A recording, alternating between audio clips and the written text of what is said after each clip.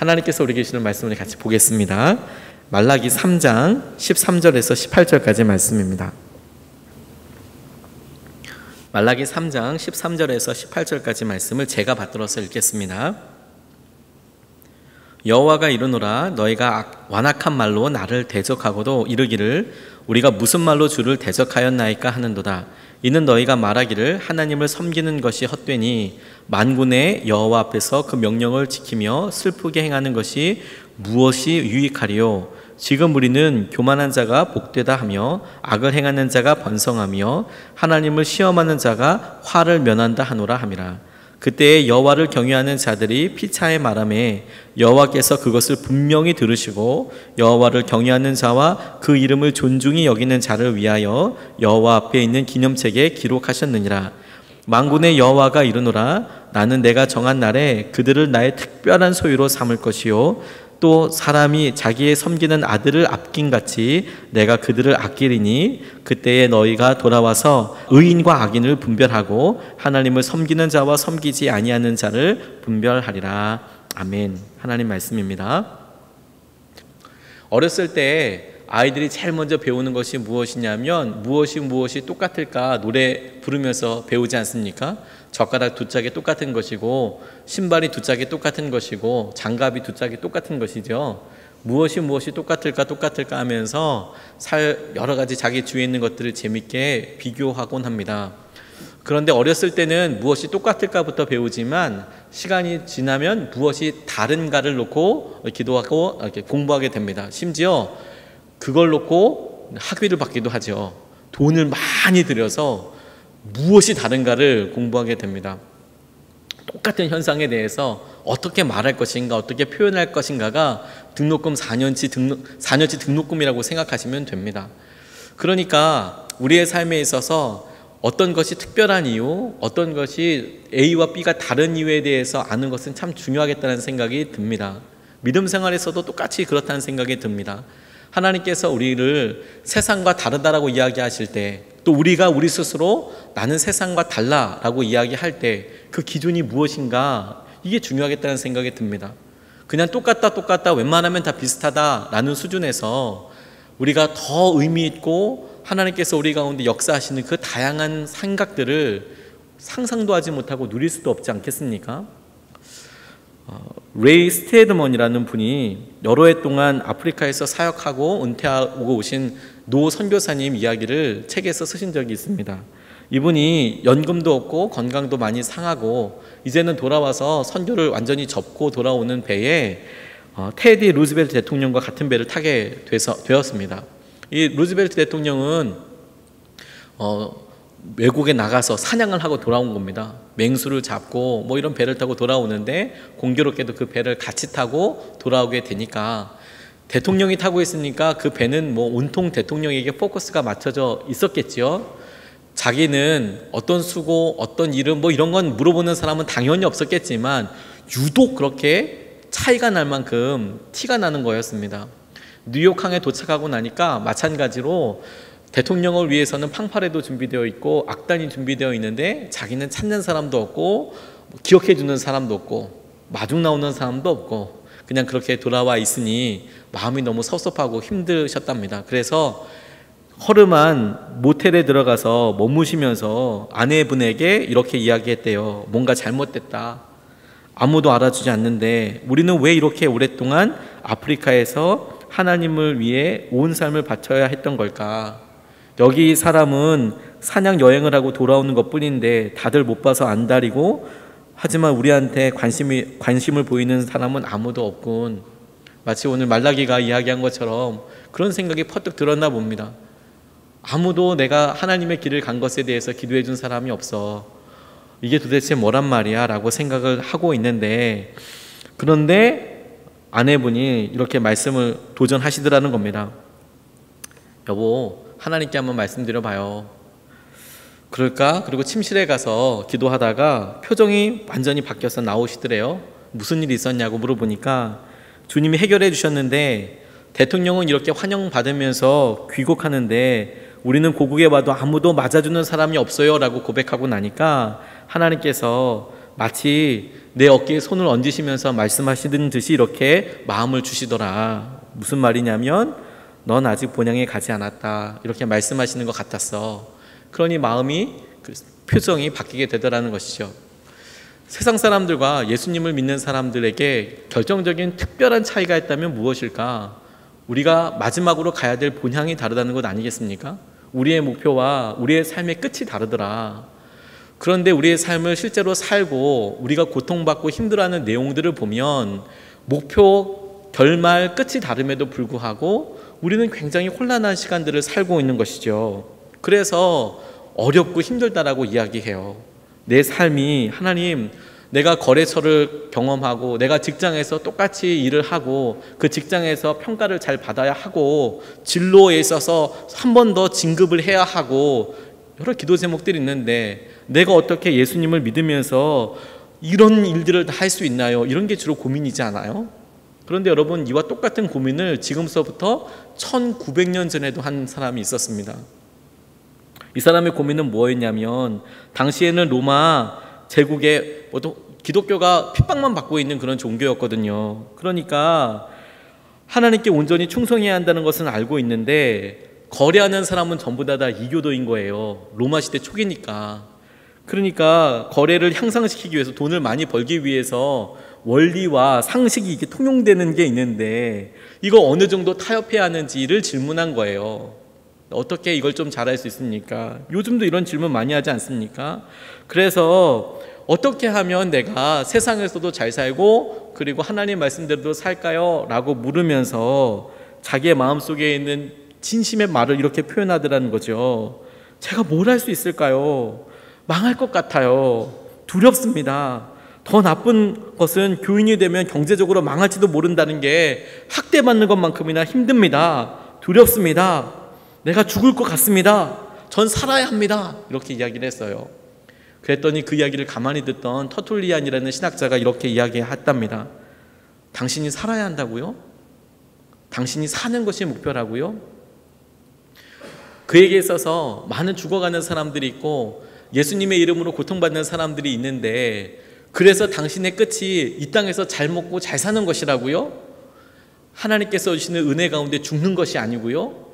기준점이 많이 다르다는 것이죠. 저는 그래서 지금 우리가 당장 죽는 것을 기본으로 붙잡고 그렇게 살아가야 한다고 이야기하는 것은 아닙니다. 그런데 우리의 삶에 있어서 힘들다고 염려라고 생각하는 일들 중에 따라가 보면 진짜 그런 고민과 고통의 원인이 되는 것이 무엇인가인 거죠. 어떻게 시작돼서 아픈 것인가. 그리고 그것이 세상과 나를 분명히 차이나게 해주는 본향, 천국의 약속, 복음, 이것 가운데에서 정말 실제로 아파야만 하는 문제들인가 하는 것이죠. 그게 제일 삶 가운데 잘 드러나는 영역이 무엇이냐면 말하는 영역입니다. 말하는 영역. 내가 말을 어떻게 하느냐 한 것 가지고 명확하게 드러나죠. 14절, 15절 말씀에 이렇게 나와 있습니다. 이는 너희가 말하기를 하나님을 섬기는 것이 헛되니 만군의 여호와 앞에서 그 명령을 지키며 슬프게 행하는 것이 무엇이 유익하리요? 지금 우리는 교만한 자가 복되다 하며 악을 행하는 자가 번성하며 하나님을 시험하는 자가 화를 면한다 하노라 하미노라. 이렇게 이야기한답니다. 하나님 믿어도 별 큰 차이가 없는 것 같아. 내 삶을 보내고 나서 내가 세상 사람들과 같이 경쟁하고 살아가는 것과 내가 지금 이 순간 하나님을 믿고 따르는 것과 차이가 도대체 뭔지 난 잘 모르겠어. 저는 이 말씀을 읽고 저 스스로 얼마나 많이 다시 고쳐 물었습니다. 나는 괜찮은가, 이 질문에 대해서. 저는 이런 표현을 하고 있지 않나. 제가 믿음으로 사람들 앞에서 이야기할 때 다릅니다. 천국이 있으니까 다릅니다라고 이야기하지만 그럼 제 삶의 많은 영역들에 제가 혼잣말로 하는 모든 말들은 하나님 믿으면 분명히 다르지. 하나님 부르면 경제적인 것보다 더 낫지 라고도 분명히 이야기하고 있는가에 대해서 수없이 고쳐 다시 묻고 그 질문에 대해서 저 스스로가 믿음으로 계속해서 수정해서 대답하지 않으면 안 될 문제라는 것을 알게 됐어요. 우리의 생각이, 우리의 마음이 정말 다른 것이죠. 우리에게 천국은 있지, 이거는 다 알고 있습니다. 영적인 축복도 있지, 그것도 다 동의해요. 그런데 우리 자녀는 힘이 들고 어렵습니다.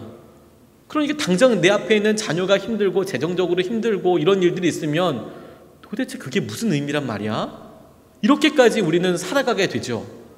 그러니까 우리에게 은혜와 복이 없는 것도 아닌데 우리의 삶에 당면하는 문제들이 그와 같은 하나님께서 이미 주신 복들에 대하여보다 더 크고 아프게 느껴지니까 우리가 말라기에서 이렇게 이야기하고 있는 대로 아니 악한 사람이 번성하기도 하잖아? 세상에서는 예수님 믿어도 별 큰 의미가 없는 거 아니야? 라고 이야기하는 사람이 될 수도 있겠더라는 거예요. 그런데 여러분, 이것을 내가 그런 말을 하냐 안 하냐의 수준에서만 생각해 본다면 이건 정말 답이 없을 것 같아요. 우리의 마음이라는 것을 껍질을 하나하나 벗겨가서 진짜 그 마음이 뭐야 라고 여러분 한번 물어보십시오. 그러면 한도 끝도 없이 무너지게 됩니다. 이게 양파 껍질처럼 한도 끝도 없이 내가 정말 정결한가? 내가 정말 이 죄에 대해서 자유로운가? 생각까지도 그런가? 1%도 그런가? 라고 묻기 시작하면 우리의 연약함 자체가 늪과 같아서 끝도 없이 들어가게 돼요. 해결은 그렇게 되지 않습니다. 오히려 하나님께서 우리에게 주신 말씀들을 우리가 붙잡고 우리가 어떤 생각들을 하고 있는데 그 생각들 가운데 우리가 어떤 사람으로 기억 남는지를 보고 알고 누리게 하는 것이죠. 저희 친척분 중에서 나이가 많이 드신 분이시죠. 이산가족 찾기 할 때 사촌 동생을 만나신 분이 계십니다. 그런데 그 동생분과 헤어질 때 조금 이따 봐 이런 말을 하신 거예요. 그냥. 그런데 마지막 그렇게 헤어지고 다시 만날 때까지 아무 말도 못 하신 것이죠. 그러니까 평생 그 말만 기억나실 수밖에 없는 것 아니겠습니까? 그러니까 사람이 어떤 특정한 말로 기억된다는 것이 계속 반복해서 기억되기도 하지만 특별한 상황과 의미 있는 상황들에 그 사람이 한 말로 아, 저 사람은 이런 생각을 갖고 있는 사람이야 라고도 기억되는 거거든요. 우리에게 네가 그런 말을 했어 안 했어? 그런 말을 한 번이라 했다면 너는 죄인이야? 이렇게 다그치시는 것이 아니라 내 마음의 간절함과 하나님은 그것을 어떻게 봐주시고 있는가, 이게 굉장히 중요한 표현이라는 생각이 들어요. 요즘 군함도라는 무슨 영화가 나왔다는데 저는 보진 못했습니다. 그런데 그 군함도라는 것과 관련돼서 간단하게 찾아보니까 우리나라에 강제징용된 여러 노동자들이 강제로 일제시대 때 징용 가서 많은 사람들이 그곳에서 목숨을 잃었다라는 것을 제가 보고 안타깝게 생각하면서 기도했던 기억이 있습니다. 그런데 그 군함도와 똑같은 일이 로마 시대에도 있었습니다. 이 로마 시대 때 핍박을 하면서 기독교인들을 잡아 가두면서 했던 여러 가지 아프고 힘든 일들이 있는데 그 중에 제일 극악한 것이 무엇이었냐면 아프리카 광산에 보내지는 것이었답니다. 우리가 생각하기에 사자한테 물려 죽거나 뭐 이런 게 더 어려울 거라고 생각을 하는데 실제로 제일 힘들었던 건 뭐냐면 아프리카 광산에 보내지는 거였대요. 아프리카 광산에 가면 죄수들처럼 난폭하게 채찍으로 맞고 뜨거운 햇빛 아래서 암석이 많은 골짜기를 행진하기도 하고 사슬에 미어 똑바로 서지도 못하는 상태에서 어두운 광산에 들어가서 이거 뭐 금을 캐든 뭐 캐라는 걸 캐야 되는 거잖아요. 이걸 끊임없이 죽을 때까지 하는 거예요. 그게 굉장히 힘들었다고 그렇습니다. 그러니까 차라리 죽으면 깔끔한데 죽을 때까지 그렇게 일하고 비참하게 살다가 죽으니까 너무 힘든 것이죠. 희망도 없고. 그렇게 광산에 팔려가면 뭐 3년이든 6년이든 10년이면 버티면 사는 게 아니라 그저 죽을 때까지 거기서 일하게 시킨 거거든요. 그러니까 기독교인들이 그걸 굉장히 무서워했대요. 그게 제일 힘들었대요. 그런데 그렇게 광산에서 그 광산이 이제 공개된 겁니다. 이 사람들이 초기 기독교인들이 어떻게 일했는지 그런 걸 볼 수 있는 광산이 마치 군함도가 이 사람들한테 오픈되듯이 발견돼서 공개됐는데 이 방문자들이 깜짝 놀란 게 무엇이냐면 그리스도인들이 동굴벽에 몇 개의 단어와 문구들을 이렇게 새겨놓은 것을 발견한 거예요. 그러니까 당연히 무슨 글이 제일 맞나 세어보기도 하고 살펴보지 않겠습니까? 제일 많은 단어가 뭐냐면 두 가지 단어라는 거예요. 하나는 그리스도, 하나는 생명. 그리스도, 생명. 두 가지가 이 동굴에 그렇게 많이 남아있더라는 것이죠. 그들이 죽어가면서 그리스도, 생명. 저는 그 이야기를 듣고 그들이 어려운 삶, 죽음을 향해서 가는 이 노동의 현장에서 너는 하나님을 한 번도 배신하지 않았냐라는 질문이 크게 의미가 있을까라는 생각을 하게 됐어요. 그가 어떤 사람으로 기억되는가?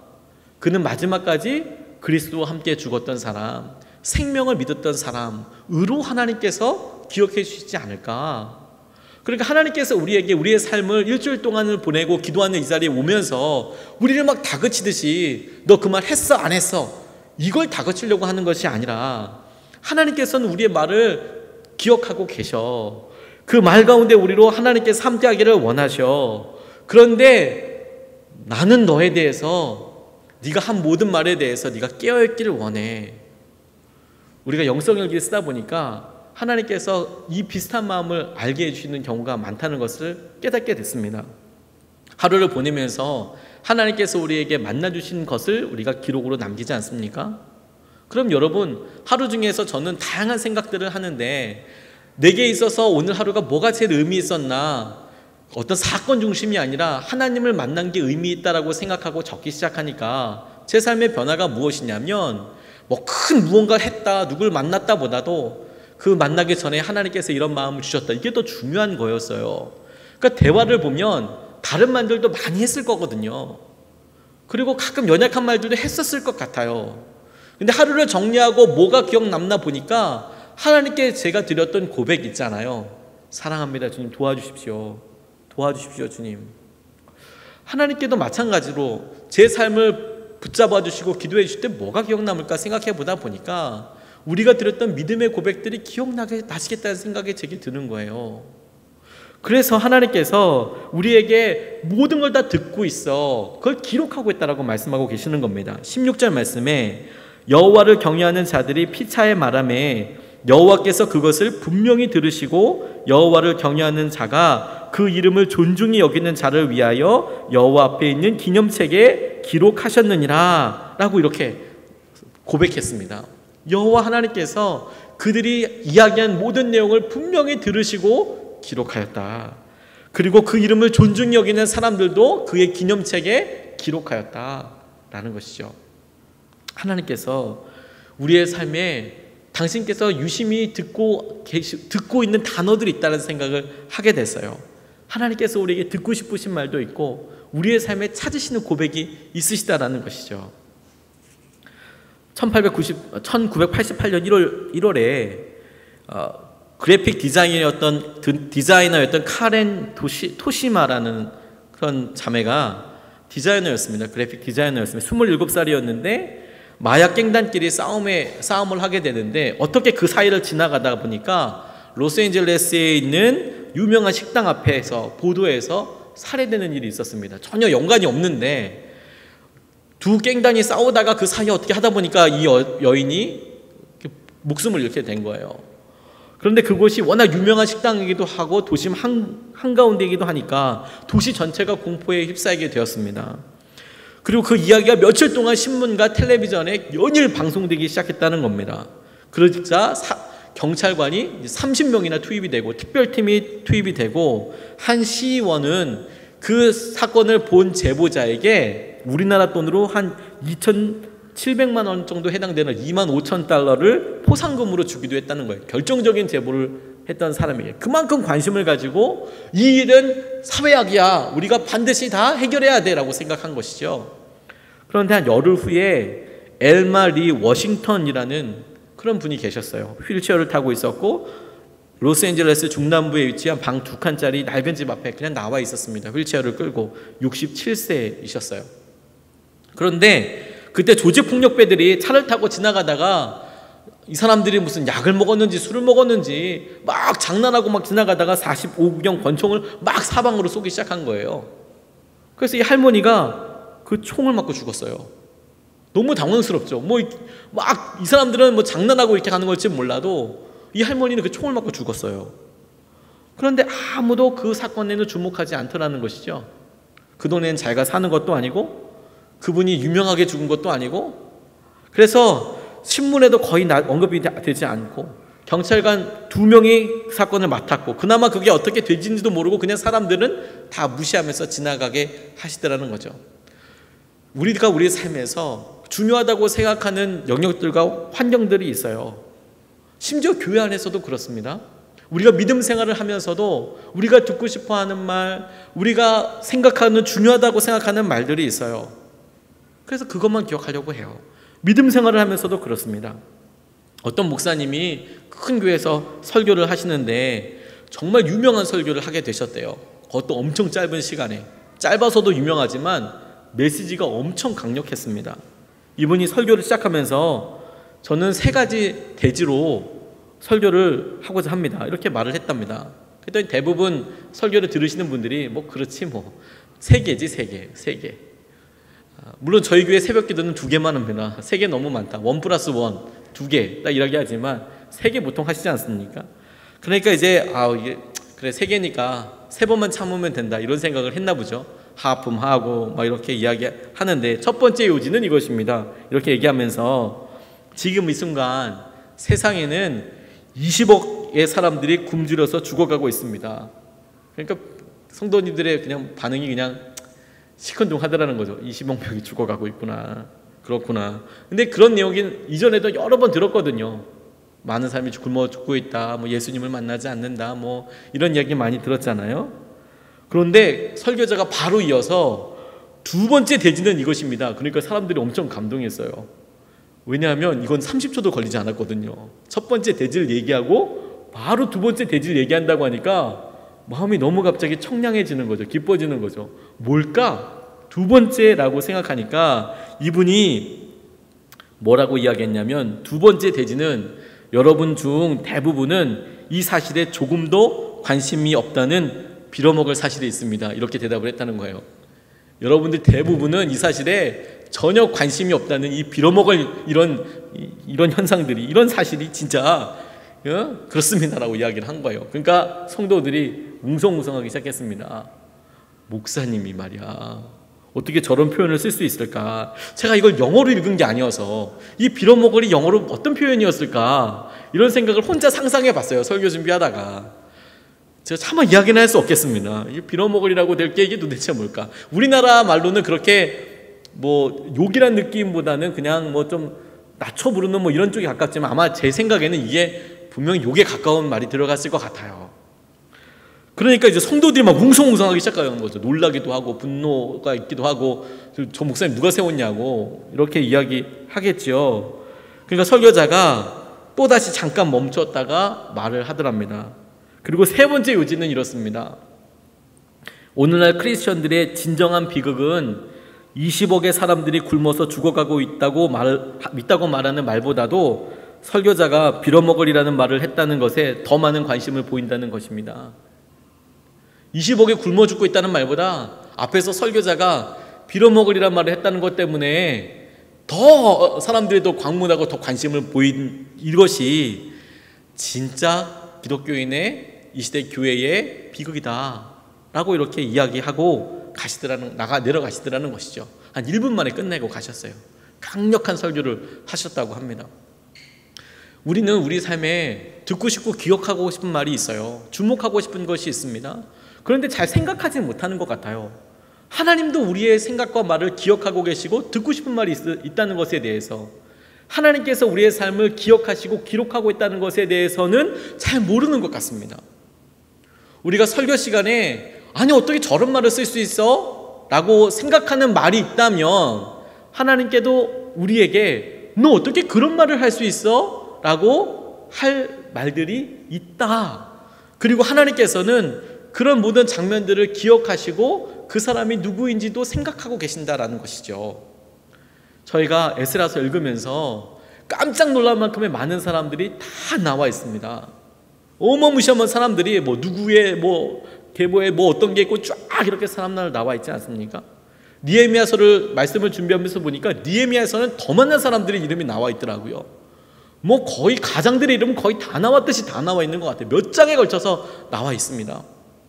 하나님께서 그렇게 족보를 쓰시고 하나님께서 이렇게 죄 지은 사람 이름을 하나하나 낱낱이 다 써놓으신 이유들이 무엇이냐면 우리에게 보여주시는 거거든요. 하나님이 이름을 잊지 않아. 그들이 어떤 결정을 했는지 잊지 않아. 그 말은 하나님 저의 죄된 모습만 기억하고 계시나요?가 아니라 하나님께서 우리에게 믿음으로 고백한 그 모든 것들도 기억하고 계시고 하나님께서 그 고백의 순간들을 귀하게 여기신다라는 것 아니겠습니까? 김인수 총장님이라는 분이 계십니다. 장신대에서 교회사를 가르치셨던 교수님이라고 합니다. 이분이 블랙 마운틴이라는 곳에 대해서 쓰신 그런 글에 소개되어 있는 것을 이렇게 보게 되었습니다. 블랙 마운틴이라는 곳이 어떤 곳이냐면 우리나라에서 선교하셨던 선교사님들이 선교 은퇴하고 난 다음에 미국으로 돌아가지 않으셨겠습니까? 그런데 이분들이 집단 거주지를 만드신 거예요. 그래서 블랙 마운틴에 선교사님들이 다 사시는 거예요. 90이 되신 분들이, 뭐 젊은 분들이 70이 되신 분들이. 우리나라가 70년대, 80년대까지 미국 선교사님이 활동하셨던 곳이라는 것을 아십니까? 그러니까 젊으신 분들은 60대도 있으신 거예요. 하지만 중요한 것은 젊은 시대를 완전히 오롯이 대한민국에서 보내신 것이죠. 그런 일을 하신 분들이 있으시더라는 거예요. 그런데 이 김인수 총장님이 자기가 교회사를 공부하게 된 이유에 대해서 설명하실 때 이렇게 이야기하시더라는 거예요. 한 선교사님 이야기를 하시더라는 거죠. 월터 존슨 선교사님에 대해서 이야기를 하셨습니다. 이분이 조선이란 땅을 선택하신 이유가 너무 심플했습니다. 간단했습니다. 어둠의 땅이라는 거 하나. 조선이 어둠의 땅이다. 그럼 내가 가야겠네. 이렇게 생각하셨다는 거예요. 조선이 어둠의 땅이다라는 이야기를 들으니까 그렇다면 거긴 내가 가 있어야 되는 땅이구나라고 생각을 했답니다. 그래서 20대 초반에 젊은 부인과 함께 샌프란시스코를 떠나서 출발해서 70일간의 배 여행을 하게 되신 거예요. 지금이야 배 타고 비행기 타고 금방 오지만 70일이 걸렸답니다. 배를 타고 우리나라에. 아프리카보다도 더 많이 걸렸죠. 그런데 이렇게 오는 길에 결혼한 지 얼마 안 된 아내가 요코하마까지 오는 사이에 중이염에 걸린 겁니다. 이 중이염이 귀가 아픈 병이지만 소염제나 항생제가 있으면 그렇게 어려운 병은 아니거든요. 그리고 그때 당시에도 그런 소염제와 항생제가 그 중이염에 쓸 정도는 있었다라고 하는 것 같습니다. 그래서 소염제만 있어도 살 수 있는 그런 병인데 이분이 아프고 고생하고 이러다가 요코하마에 도착하자마자 돌아가신 거예요. 그러니까 선교사님 목적지가 바로 조선 바로 앞에 있는데 요코하마에서 자기 아내가 죽었으니 얼마나 마음이 찢어지겠습니까? 그런데 선교지에 도착하기도 전에 아내의 장례를 요코하마에서 치러요. 아내를 그곳에 묻고 그리고 돌아간 게 아니라 미국에 돌아간 것이 아니라 한국에 옵니다. 결심을 하고 오세요. 그리고 아까운 생을 마감한 아내의 목까지 진짜 열심히 해보려고 사역을 시작하세요. 그리고 선교 여정을 하는데 선교 오자마자 적응 훈련을 하게 되거든요. 언어도 배워야 하고 문화도 배워야 하고. 그런데 지금이야 우리나라가 이렇게 많이 있다고 하지만 당시만 해도 선교사님들이 가장 두려워했던 것 뭔지 아십니까? 풍토병들이에요. 풍토병. 우리나라에 있는 우리나라 사람들은 괜찮게 생각하는 균들이 서양 사람들에게는 굉장히 심각한 병을 일으켰거든요. 근데 이분이 오신 지 3개월 만에 천연두에 걸려서 죽고 마는 거예요. 3개월이면 아무 일도 못하지 않습니까? 3개월이면 너무나 허망하게 조선에서 하나님 말씀 전하러 와서 3개월 만에 돌아가신 거예요. 그러니까 아마도 당시 조선 사람 중에서 이분한테 복음을 들은 사람이 아마 거의 없겠죠. 3개월 정도 조선 한국말을 배웠으면 얼마나 배웠겠습니까? 젊은 나이에 한국에 와서 3개월 만에 돌아가시니까. 그런데 여러분 생각해 보세요. 타국까지 와서 복음을 전해보지도 못하고 싸늘한 죽음을 맞이한 선교사님들, 그런 분들이 많더라는 거예요. 월터 존슨의 부모님과 주변 사람들이 아들이 그곳에서 죽었다는 이야기 듣고 얼마나 마음 아파했을까. 그 아픔을 어떻게 헤아릴 수 있을까. 아들을 보냈는데 그곳에서 아들이 죽었다. 그것 때문에 얼마나 힘들어했을까. 근데 이 교수님이 이런 월터 존슨 선교사님의 죽음을 누군가는 기억해야 할 것 같아서, 누군가는 기억해 주어야지 할 것 같아서 기독교 역사를 공부하기 시작하셨다고 그래요. 제가 말씀을 준비하면서 이분 이야기를 듣고 생각했어요. 그렇지, 하나님께서 한 나라의 역사를 볼 때 엄청난 변화와 은혜를 이끈다고 하실 때 우리는 커다란 사건들을 기억하고 우리는 그곳에 어떤 사람이 얼마나 커다란 기념물을 만들고 업적을 남겼는가 가지고 보겠지만, 하나님은 하나님의 생각과 관점대로 중요하다고 생각하는 것들이 있으시겠구나, 적어놓고 기록하시겠구나, 기억하고 계시겠구나 하는 생각이 들었어요. 계시록 18장 24절 말씀에 보면 악한 바벨론 성을 멸망시키는 과정들 가운데 하나님께서 그들의 죄에 대해서 이렇게 지적하십니다. 18장 24절에 선지자들과 성도들과 및 땅 위에서 죽임을 당한 모든 자의 피가 그 성 중에서 발견되었느니라. 다시, 선지자들과 성도들과 및 땅 위에서 죽임을 당한 모든 자의 피가 그 성 중에서 발견되었느니라. 그게 바빌론 성이 멸망해야만 할 하나님께서 주목하신 첫 번째 죄였습니다. 피 흘리고 사람들이 아무도 모르고 그냥 죽어가는 사람들, 기억조차 못하는 사람들을, 그런데 마지막 때에 하나님께서 뭐라고 말씀하시냐면 그 성을 심판하실 때, 그 성을 기억하실 때 하나님은 그곳에서 피 뿌려 죽은 그 사람을 먼저 기억하시더라는 것이죠. 이곳에서 누가 죽었는지 아느냐, 이곳에서 어떤 사람이 목숨을 다했는지 아느냐, 이곳에서 어떤 일이 있었는지 아느냐. 세상 사람들은 아무도 기억해 주지 않는 그 일을 하나님께서는 기억하시고 듣고 계신다라는 것이죠. 그러면 여러분, 이 말씀을 그대로 우리가 지금 보고 있는 하나님께서 말씀하시는 것에 대하여 생각해 보면 우리가 하는 그 말을 하나님께서는 기가 막힌 그 고백이라고 생각하셔서 그 장소를 기억하시고 그 말의 의미를 기억하시고 우리를 붙잡아 주신다는 것 아니겠습니까?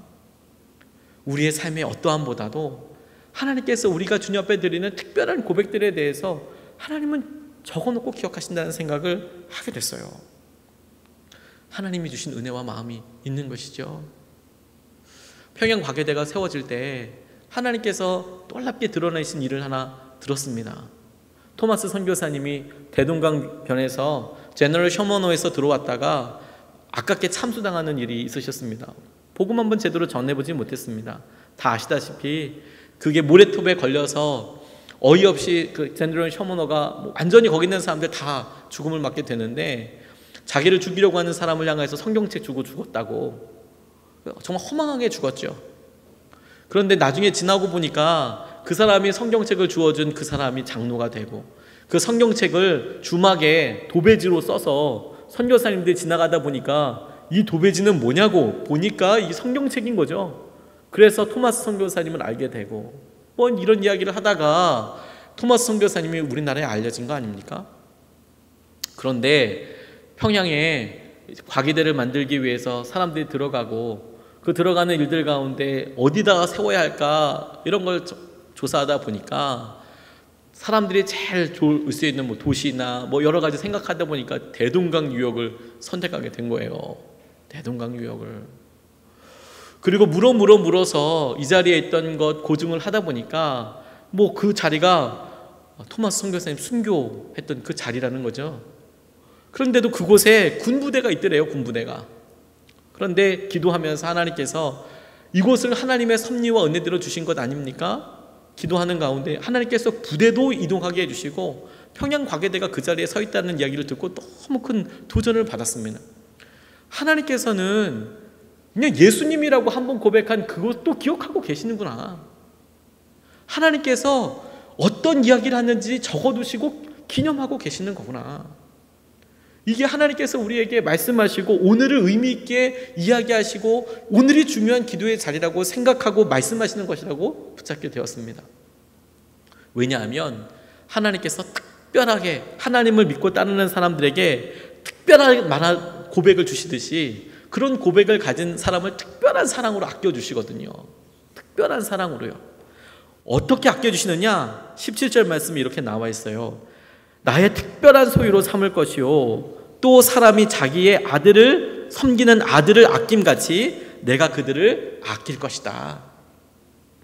그 특별한 고백과 세상 가운데 살면서 하나님의 말씀대로 살고 고백하고 노력하는 그 사람을 하나님께서 기억해 주시는데 특별하게 기억해 주실 것이다. 너는 나의 특별한 소유고 아끼는 소유고 내가 자식같이 아들같이 그를 아낄 것이다. 자녀같이 여겨주신다는 거 아니겠습니까? 하나님께 나아가고 믿음으로 나아가는 사람들에게 하나님의 자녀됨의 권세와 은혜를 주시겠다는 것 아니겠습니까? 이게 하나님께서 우리의 삶에 놀랍게 주시는 은혜라는 생각이 들었습니다. 하나님의 마음이 누구와 같을까? 아버지 같지 않겠습니까? 제가 2001년 1월 달에 1월 19일입니다. 몽골 울란바타르라는 곳에 도착해서 7박 8일 동안 혼자서 정탐 여행을 한 적이 있었습니다. 그 전에 11월 달서부터 간절히 기도했습니다.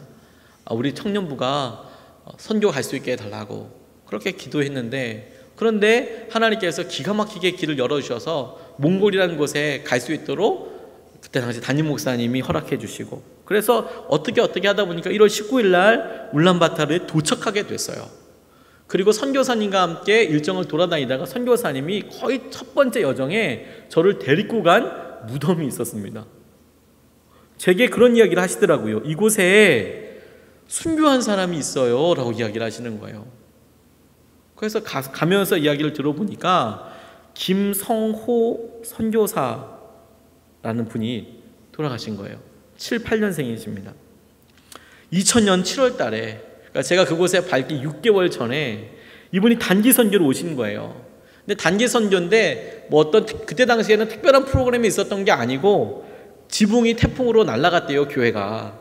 그래서 그 교회의 지붕을 고쳐주러 오셨어요, 단기팀이. 거기는 게르라고 해서 나무 구조물, 텐트 같은 나무를 뼈대로 주로 하는 그런 텐트의 구조물을 텐트에서 사세요. 그냥 텐트입니다, 텐트 그냥. 그리고 조금 좋은 집이 그냥 뭐 나무로 얼기설기 지은 거예요. 그러니까 지붕이 날아가 버렸대요. 그래서 거기에 이렇게 공사를 하는데, 그런데 몽골이 전력 사정이 굉장히 안 좋거든요. 그리고 안전 감각도 별로 없고요.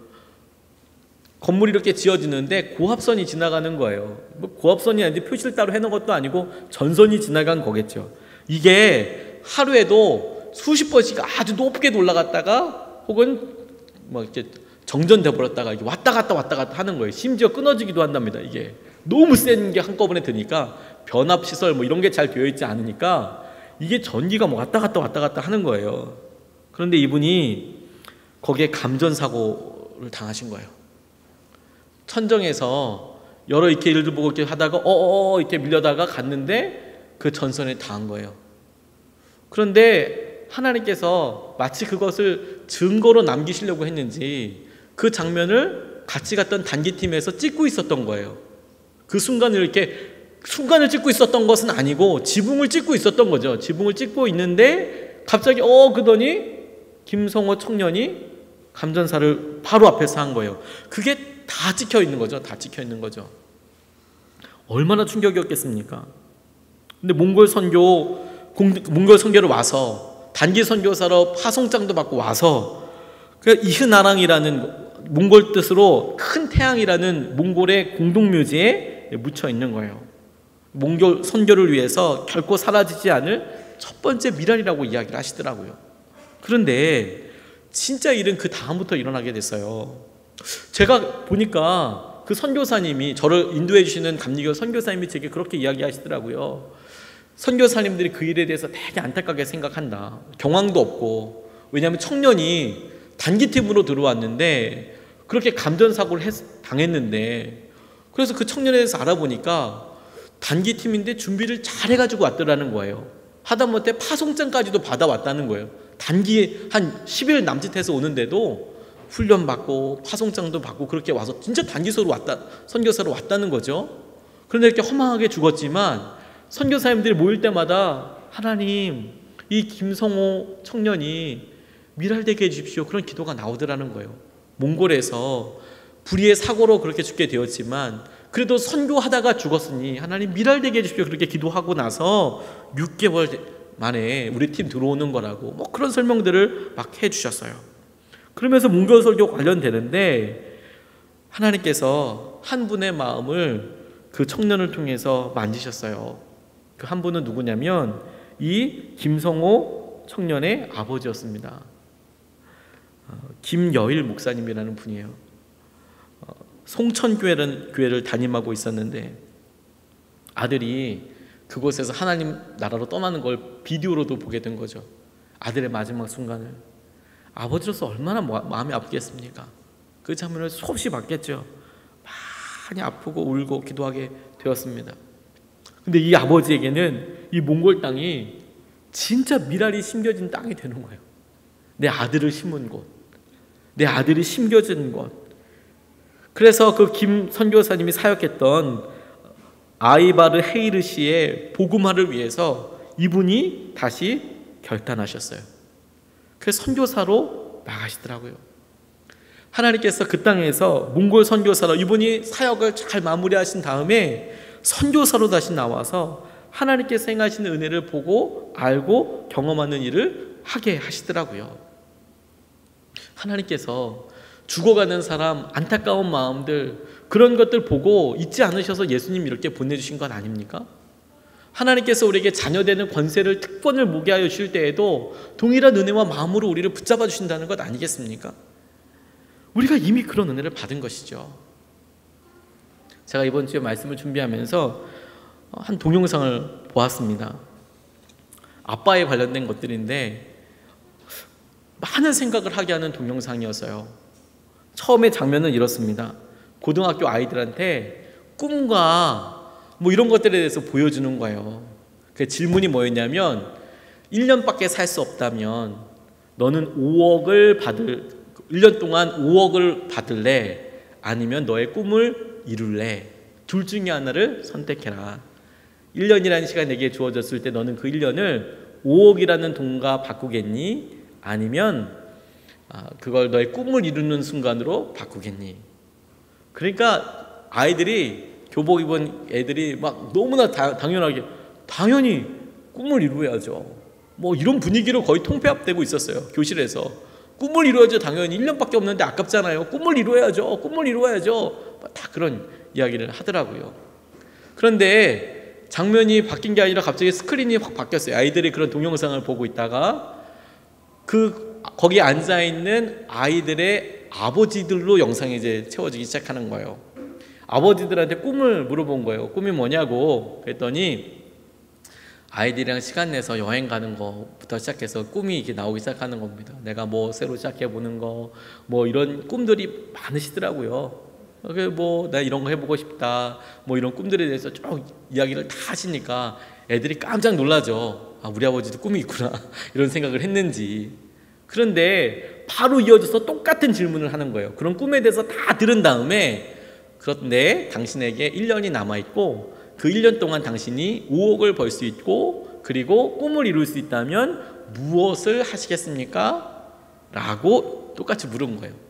아이들한테, 고등학교 아이들한테 물었던 똑같은 질문을 아빠들한테 그대로 한 거죠. 어떻게 대답했을 것 같습니까? 아빠들이 대답을 하는데 마음이 너무 미어지더라고요. 한결같이 뭐라고 이야기하냐면 내게 만약에 1년이 주어진다면 가족들을 위해서 5억을 남겨야죠. 이렇게 대답을 하는 거예요. 가족들을 위해서, 아이를 위해서 5억을 남겨야죠. 5억을 남겨야죠. 그 동영상을 보는데 마음이 너무 무거웠어요. 이해도 되고 어떤 마음인지 이해도 되고 기도하게 되더라고요. 저라면 어떻게 하게 될까? 저라면 제 꿈을 이루는 것과 제 비전을 이루는 것과 제가 1년밖에 못 사는데 5억을 남겨주는 것과 놓고 기도하는데 생각보다 기도를 오래 할수록 쉽지 않아요. 처음에는 간단하게 답이 나오는데 이걸 오래 하면 답이 아주 헷갈려지게 됩니다. 그런데 주님께 물어보게 됐어요. 주님은 어떻게 하실래요? 근데 주님은 이미 우리 삶에서 기도하는 가운데 제게 그런 마음을 주시더라고요. 이미 보여주셨더라고요. 주님께서는 5억을 선택하는 것이 아니라 당신의 꿈을 이루는 것과 내가 사람들에게 무언가를 남겨주는 것과 둘을 선택하게 하실 때 이미 아낌없이 두려움 없이 우리에게 무언가를 남겨주는 쪽을 선택하셨어요. 예수님께서 이 땅에 사실 때 하고 싶은 일이 어디 한두 개였겠습니까? 만나고 싶은 사람이 어디 한두 명이었겠습니까? 아쉬운 것이 한두 개였겠습니까? 그런데 십자가 지셔야 된다는 거 분명히 알고 있잖아요. 그런데 그것에서 앉을 수 있는 여러 상황들도 있으셨잖아요. 능력도 있으셨잖아요. 근데 그 길 피하지 않으셨어요. 오히려 자기가 십자가로 지시고 돌아가시고 우리 모든 당신의 제자들에게, 당신을 믿고 따라가는 사람들에게 생명 주시기를 선택하셨거든요. 무언가를 남겨주시기로 결단하신 거거든요. 우리가 말하는 5억은 아니지만 아빠들이 그래도 아이들에게 뭔가 남겨주는 게 좋겠다라고 생각해서 5억 선택하듯이 예수님도 내가 무언가 하는 것도 중요하지만 너희들이 나의 바톤을 이어서 무언가 하는 것이 더 중요할 거야. 더 의미 있는 일이야. 그렇게 이미 보여주셨더라고요. 주님이 특별한 말과 특별한 삶을 통하여서 우리를 그런 믿음으로 붙잡아 주시고 세워주신 거예요. 하나님께서 우리를 쓰시고 하나님께서 우리를 만지시고 하나님께서 우리를 이끄실 때에 주님은 우리의 고백을 기억하여 주시고 그 고백대로 우리를 주목하여서 보고 계시는 것이죠. 하나님을 경외하는 자들이 내 마음에 기록되어 있어. 너희들이 버려진 사람이 아니고 잊혀진 사람도 아니고 일주일 동안 어떻게 살고 왔던지 하나님께서 너희를 다 기억하고 있어. 그리고 너희를 아들처럼 자녀처럼 아끼고 계셔. 그게 하나님께서 우리의 삶에 진짜로 하고 싶으신 이야기라는 생각을 하게 되었어요. 그게 주님께서 우리에게 믿음으로 붙잡게 해주시는 거구나. 사단은 우리의 연약한 자아는 끊임없이 우리의 연약함만 주목하게 합니다. 근데 하나님은 우리에게 특별한 고백을 주신 것에 대해서 굉장히 중요한 은혜로 보고 계세요. 우리에게 하나님께서 말씀하시고 약속하여 주신 그 능력과 은혜가 마침내 열매가 되고 능력이 되고 주님께 온전히 나아가게 되는 통로가 오게 될 줄로 믿습니다. 우리가 이것을 붙잡고 같이 기도하고 싶습니다. 이 시간 우리 같이 찬양하고 같이 기도하고 싶습니다. 하나님의 특별한 사람은 말하는 것이 정말 다릅니다. 하나님께서 우리에게 말을 통해서 드러나게 되는데 우리가 했던 많은 말들도 있지만 우리가 여전히 죄에 얽혀있는 생각으로 말을 하고 생각하다 보니 우리는 우리가 한 것들 중에서 연약한 거, 악한 거, 나쁜 것만 생각합니다. 근데 하나님은 그것으로 우리를 만나고도 싶으시겠지만 만나려고 하는 이유도 해결하기 위해서 만나시고 싶으신 것이고 우리의 고백을 쓰기 원하시기 때문에 하시는 거라고 믿습니다. 우리가 같이 찬양하고 우리 마음을 놓고 같이 기도하고 하나님 앞에 나아가고 싶습니다. 나의 마음을 정금과 같이 정결케 하소서. 찬양하시겠습니다. 나의 마음을 정금과 같이 정결케 하소서. 나의 마음을 정금과 같이 하소서. 내 영혼에 한 소망 있으리 주님과 같이 거룩하게 하소서. 나의 삶을 드리리 거룩하게 하소서. 주님 나를 받으소서. 나의 마음을 정금과 같이 나의 마음을 정금과 같이 정결케 하소서. 나의 마음을 정금과 같이 하소서. 내 영혼에 한 소망 있으리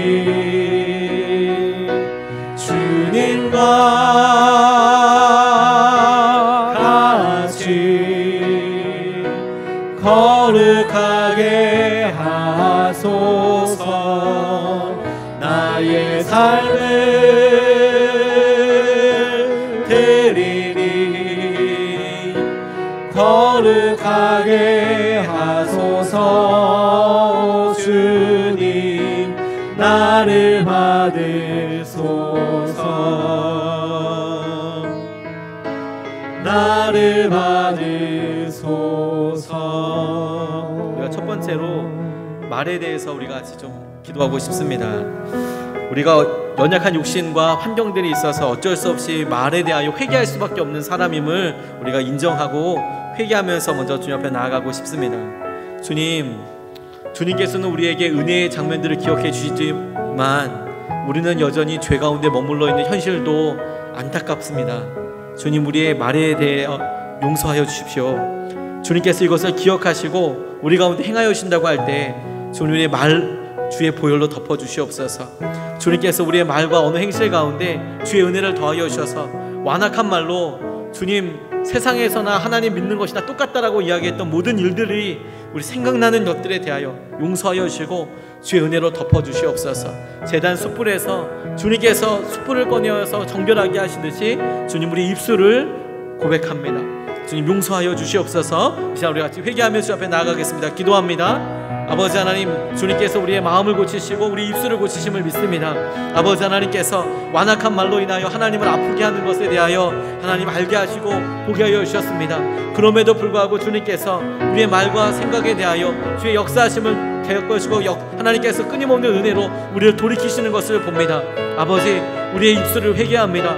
아버지 하나님, 생활 가운데 주님께서 행하시는 은혜를 붙잡지 못하고 하나님께서 행하시는 것들을 온전히 누리지 못하고 하나님 우리의 말에 떠오른 그대로 했던 그런 여러 선포들을 주님 용서하여 주시고 붙잡아 주시옵소서. 아버지께서 은혜를 붙잡아 주시옵소서. 주의 은혜를 붙잡아 주시옵소서. 하나님께서 행하시는 것을 붙잡아 주시옵소서. 주의 은혜가 있고 마음이 있고 아버지 하나님께서 역사하시는 것을 주여 우리가 용서하여 주시옵소서. 하나님께서 우리를 일으키시고 우리 입술을 쓰시고자 할 때에 하나님께서 행하시는 대로 우리를 정결하게 하여 주시고 주의 마음을 더하여 주셔서 아버지 하나님께서 행하시는 것을 주여 우리가 보게 하여 주시옵소서. 감사합니다. 아버지 감사합니다. 두 번째로 기도하고 싶습니다. 하나님 경외하는 마음을 더하여 달라고 기도하겠습니다. 주님께서 하나님을 경외하는 자를 기록하여 주신다라고 말씀하여 주셨는데 주님, 이것에 우리가 온전한 마음과 믿음이 있게 되기를 원합니다. 주님을 경외하는 마음을 더하여 주셔서 주님께서 하신 말씀을 우리가 두려워 떨며 주님께서 행하시는 것도 우리가 보게 하여 주시옵소서. 아버지 하나님을 경외하는 마음을 우리에게 더하여 주시옵소서. 우리 같이 기도하시겠습니다. 그렇습니다. 아버지 하나님, 주님께서 주의 말씀이 우리 가운데 있고 주님 말씀대로 우리가 두려워 떨며 하나님께서 행하신 것을 우리가 보도록 알도록 누리도록 주여 우리를 붙잡아 주시옵소서. 주의 역사하심이 있게 하여 주시옵소서. 아버지 하나님께서 주의 경외하는 마음으로 우리를 세워주시고 이끌어주시고 아버지 하나님께서 흔들리지 아니하는 믿음 위에 우리를 서게 하실 때에 하나님 우리의 고백이 하나님께서 우리가 했던 말들을 기록하여 주시고 신의 주의 경외하는 마음으로 서게 하여 주시는 것을 주여 보게 하여 주시옵소서. 하나님께서 은혜로 인하여서 주의 마음으로 인하여서 역사하심으로 인하여서 주님으로만 설명될 수 있는 은혜가 주님 있도록 인도하여 주시옵소서. 감사합니다. 아버지 하나님, 주님께서 붙잡아 주시니 아버지에게 놀라운 은혜로 우리 가운데 함께 하여 주시니 하나님께서 은혜로 우리가 누리게 하여 주시고 주의 마음으로 붙잡게 하여 주시옵소서. 감사합니다. 아버지 감사합니다. 우리가 마지막으로 같이 기도하겠습니다. 하나님 아버지의 마음으로 우리를 충만케 하여 주시옵소서. 주님께서 우리를 아들처럼 자식처럼 사랑하여 주신다고 하셨는데 우리가 허탄한 것에 매이지 않게 하여 주시고 하나님의 아버지됨을 온전히 누리게 하여 주시옵소서. 오늘 우리가 기도할 때에 이것이 우리에게 기쁨이 되고 하나님 누림이 되게 하여 주시옵소서. 하나님 아버지의 마음으로 우리를 충만케 하여 달라고 우리 주여 3번 간절히 주님을 찾고 기도하시겠습니다. 주여, 주여, 주여. 아버지 하나님 사랑합니다. 주님께서 우리 가운데 주의 마음을 더하여 주시고 아버지 하나님께서 우리로 함께하고 계시고 아버지이신 것